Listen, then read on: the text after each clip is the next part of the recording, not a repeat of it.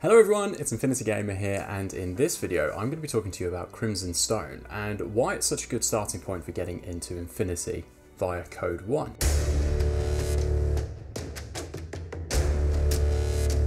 First things first, what is Code 1? You can see it kind of slapped in at the top there. That's Corvus Belli's identifier that this product is geared towards the entry-level version of Infinity. Code 1 in itself is pretty much a light version of Infinity N4, which is the 4th edition of the full Infinity rules. Code 1 has been designed as an entry point into those full rules. So what it does is it takes the big N4 full edition and distills it out by taking out some of the complexity, some of the interactions, and some of the equipment and special abilities that make N4 a little bit more complicated.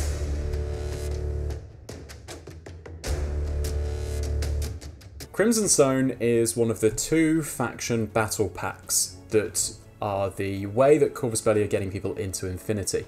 This is the 3rd one. The first one was Operation Wildfire, featuring O12 and the Combined Army. The second one was Operation Coldstrom, which featured Pan-Oceania and Yu Jing. And then this, the 3rd one, features Nomads and Ariadna. So that's 6 factions from Infinity that now have their own 2 army starter set. Perfect if you're looking to get into this with a mate, because there are 2 factions in here so you can play against each other, and this includes everything you would need to get started playing Code 1.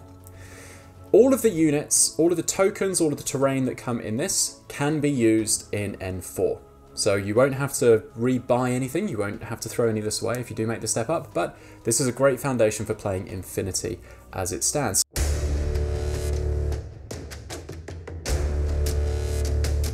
You can see what I've got in front of me is some of what was available at launch of Crimson Stone. You have the main core Crimson Stone box, which I've got sat here at the back. If it has this little sticker on it, then it features a free mini in there. Wolfgang Amadeus Wolf. He is available to be played in either Nomads or Ariadna, so it's very useful for either faction. Then, if you were part of the pre-order bundle, you got Xanadu Rush. That is an extra miniature for each faction. So one for Nomads, one for Ariadna, and then there's an HVT lab assistance. Now an HVT is a high value target. They're useful in missions because you might have to rescue, kill, do stuff to the HVT. So they're not a playable model in either one. They're a neutral miniature, neutral target. Same with Dragon Lady. So this was an event exclusive that got included as a bundle that you see here. She is an HVT, also not related to either faction. Code 1 doesn't use HVTs hugely, but when you go into N4, quite a lot of the missions use HVTs, so having those models is quite useful. However, this video is going to mostly focus on just the Operation Crimson Stone box, and we'll just make passing reference to the expansions and everything beyond that, but we'll focus on what you get in this battle pack and how useful it is for starting to play Infinity.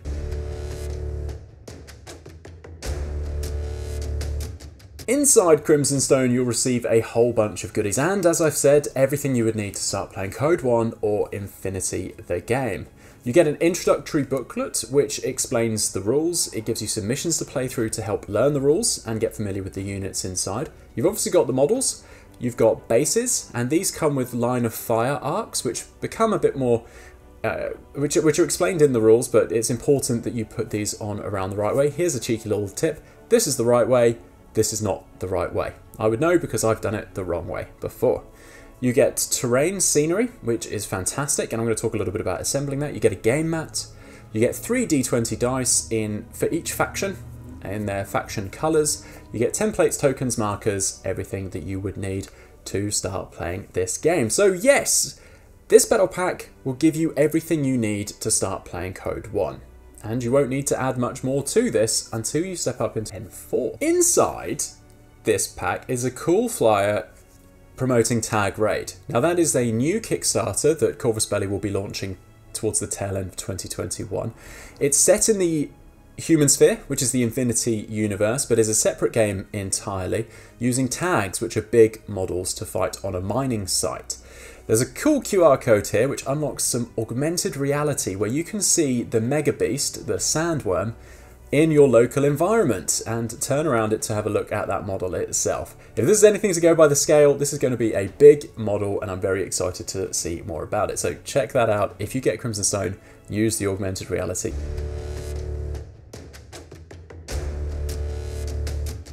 Getting started with this box set. The temptation here is to just unpack everything and just dive straight in, but it's good to do this in a measured and moderate response. You're learning a new game after all, and it is a reasonably complicated one, so following the steps that Corvus Belli lay out and what I'm going to discuss in this video will be helpful to your learning journey.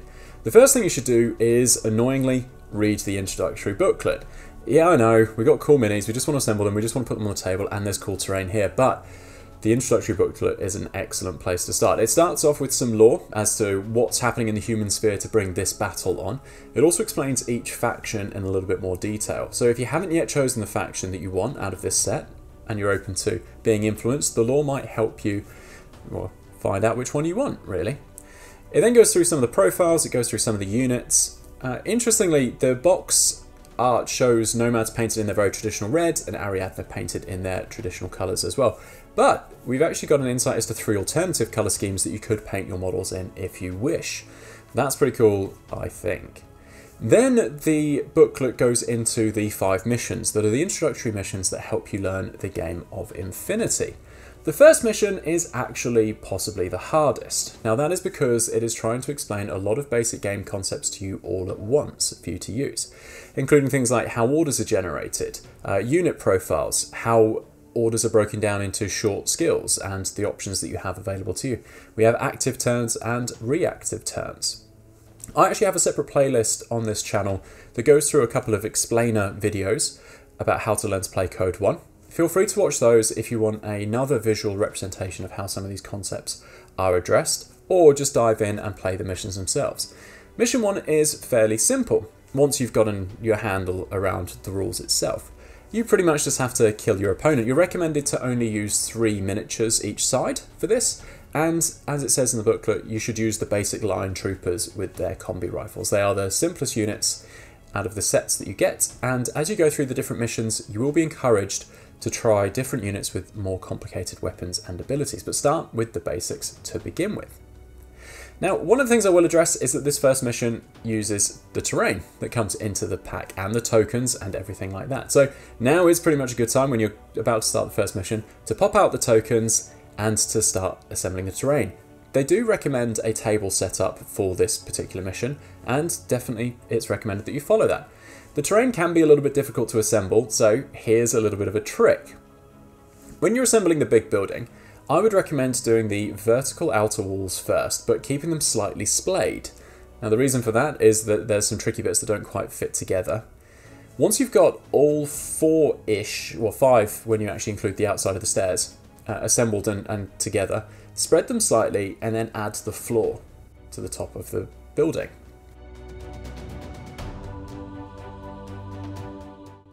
Then you can start to curl these elements into the floor so that the floor is held upright, but leave the last bit where the stairs are slightly splayed still. It's going to make putting the stairs on easier.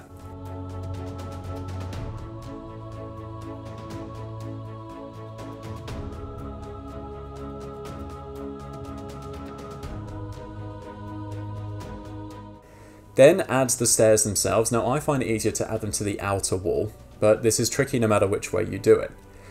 Then, as you try and close the outer wall towards the inner wall, line up the stairs to the slots on the inner wall. Now this can be a little bit frustrating. Keep a little bit of pressure on the outside wall and then just slide the stairs up into their slot, and then eventually they will slot very satisfactorily into place and the building will be complete. I do find this kind of spiraling approach works the best with these buildings, but obviously if there's a better way, feel free to jump in the comments and let me know what you think that would be. Now that the terrain's set up and you've had your first mission, you're on to the second mission. Now this introduces a couple more complicated elements to the game. We'll give you a more complicated mission objective, but this time you are encouraged to hunt down the enemy lieutenant. Now lieutenants are important parts of Infinity, and that's why they're being introduced at this second mission, is because they're very important.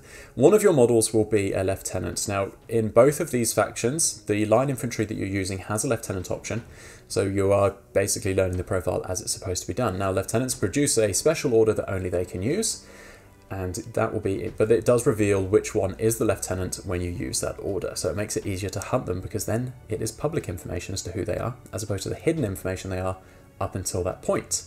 Read through the rules, it does explain it quite nicely, and then just see how you get on. Once lieutenants have been explained and you familiarise yourself with mission 2, mission 3 then goes into mimetism, camouflage, and MSV.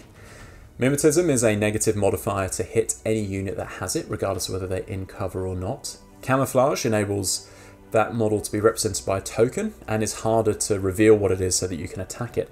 But MSV, or the multispectral visor, is the natural counter to mimetism and is a very cool piece of equipment. I have a separate video that explains camouflage a little bit better, which I'll link to just up there. If you want a visual demonstration of how camouflage works, that video might be perfect for you. Then in mission 4, we talk about silhouettes, volumes, and new skill, infiltration. Infiltration has another video that I have explained alongside parachutist, so I will link to that just above so that you can see how that works. Now, silhouettes and volumes are actually really important, and I recommend that you read this mission briefing before you play your first mission, because silhouettes are how you determine whether something has line of fire to each other. So definitely good to understand that concept. Now, silhouette markers come within this set, so it's easy for you to determine if one model can see another. Then the final mission brings in a lot of complexity, but brings in a lot more of the units and the profiles and everything there. In this one, you learn about parachutist and combat jump. Again, I have a video explaining that if you want to see another visual demonstration of how that works. Feel free to click on the link above and find your way to there.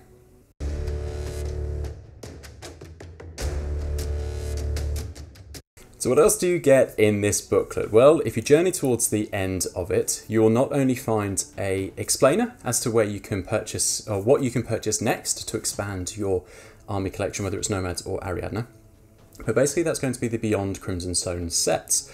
That should take your armies up to above 20 points, around close to the 25 point mark, which will enable you to unlock bigger kind of terrains, terrain setups, map setups for the missions and the objectives that you'll find in the Code 1 set.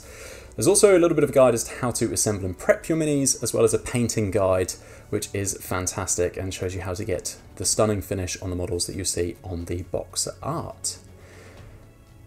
There's also this fantastic little map which kind of shows the release schedule for each of the factions and each of their operation boxes. Most of the O12 combined army stuff has already been released, if not all of it. The Pano and the Eugene stuff as well is pretty much in the final stages of its release, but then in terms of the Nomads and Ariadne section for Operation Crimson Stone, you can see that there's lots of exciting releases to come, including a Beast Pack, Tag Pack, Support Packs, Hero Packs, everything. So if you're jumping into Crimson Stone and you're thinking, I can't find the model for this, maybe it hasn't been released yet, and you'll be able to see here when it is anticipated that that model will be released. But what about next? What happens after this? You've played all the introductory missions, you've chosen your faction out of the 2 that you like, and you want to grow into Code 1. Well, the first thing that you should do is head on over to Infinity the Universe, and the full Code 1 rules are available as a free PDF online. Read through those, familiarise yourself with that. A lot of what you would have covered in the introductory missions will be in there, and there might be 1 or 2 new things, but nothing too major. In terms of actually playing a game with a friend, if you don't have anyone that you can play with regularly, one of the good places to go is the WGC Infinity Facebook page. That has a big community of Infinity players on there. Jump on there and ask if anyone's local to you, and they'll be able to find out whether there are players nearby who are willing to give you a demo game, introductory game, or start playing more frequently.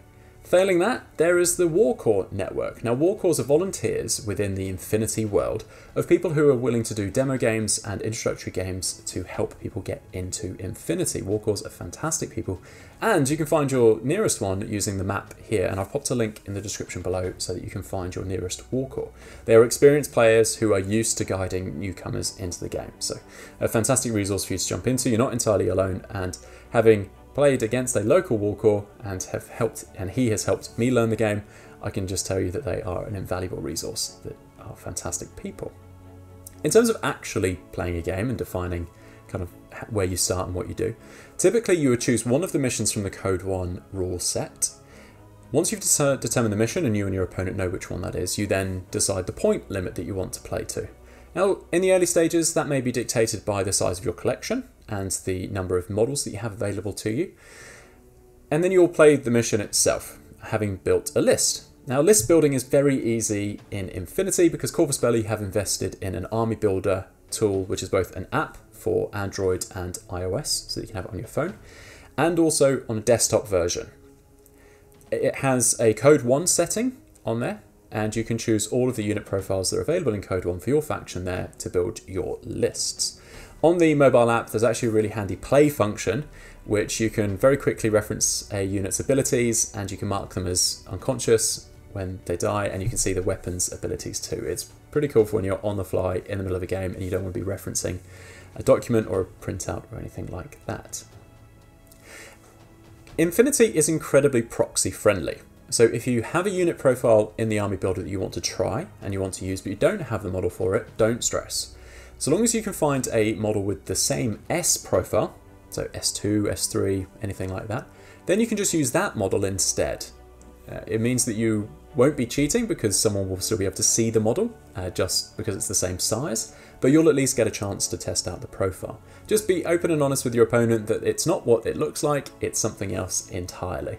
A lot of information is open in Infinity, and you should be talking to your opponent quite a lot, so that shouldn't be a problem at all.